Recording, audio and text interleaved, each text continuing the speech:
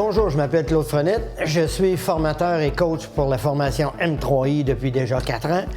Et mon expérience de travail peut se résumer à 40 ans dans le milieu de l'enseignement. Milieu où j'ai adoré travailler, où j'ai développé, appelons ça, des habiletés qui me permettent aujourd'hui de travailler au niveau de M3I.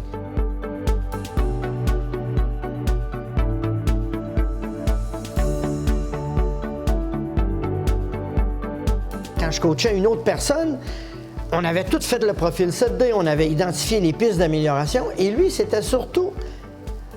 Moi, j'ai des problèmes avec l'évaluation. On a une évaluation de compagnie qui est très bien faite, je trouve qu'elle est bien faite, mais j'ai de la misère à l'acheter.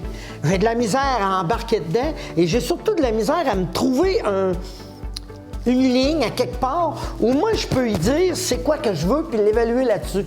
C'est quoi qui m'énerve chez elle ou c'est quoi qui me fait plaisir chez elle que je peux écrire moi au crayon puis l'évaluer là-dessus, puis ça influence. Et c'est quoi les objectifs que je pourrais lui donner? Bien, ce qu'on a travaillé, en fin de compte, on a commencé, c'est bien simple, on a commencé avec la mission de la compagnie. On a commencé avec les objectifs de la compagnie, puis on a commencé avec les valeurs de la compagnie. Parce que tous les systèmes d'évaluation sont faits en fonction de la mission de la compagnie, des valeurs de la compagnie puis des objectifs. Et ensuite, on retraduit ça par des mots. Et les mots de l'évaluation, pour mon département, ça veut dire quoi, ces mots-là? Le service à la clientèle, quand tu travailles dans un entrepôt, ça veut dire quoi, un service à la clientèle? Quand tu travailles dans un magasin, service à la clientèle, ça veut dire quoi? Puis quand tu travailles dans un bureau, service à la clientèle, ça veut dire quoi?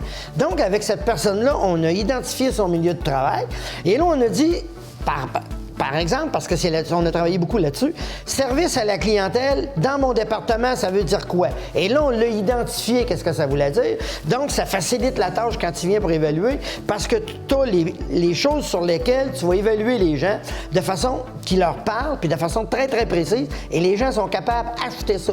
Et là, à partir de ce moment-là, on peut les évaluer, leur donner des objectifs, leur dire, bon, dans les 6 prochains mois, c'est telle affaire, parce qu'on les a identifiés. Et l'autre, quand il dit mes propres objectifs face à cet employé-là, face à mon département, bien, tout ce qu'on a fait, c'est qu'on a fait rajouter une case en blanc, en bas de l'évaluation, dire les objectifs de mon département, puis une autre case, les objectifs de l'employé, mais de façon plus spécifique.